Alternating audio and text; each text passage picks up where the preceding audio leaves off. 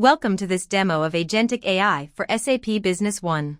In this scenario, we'll see how SAP Copilot, the digital assistant, simplifies the process of creating a sales order.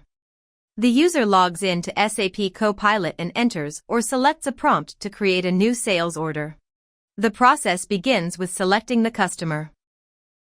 The user then chooses the posting date using the date picker. Next, the document date is selected, and finally, the due date is chosen, which serves as the delivery date for this sales order. The user proceeds to enter item details in the item matrix table. By selecting the item code from a drop-down list, Copilot automatically provides the item description and pricing. The user then specifies the quantity and price if required, and selects the warehouse and tax code from the list. Copilot creates the sales order in SAP Business One, saving time and reducing errors.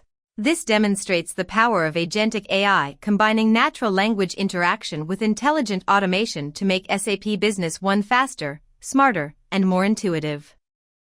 Thank you for watching this demonstration of SAP Copilot for sales order creation.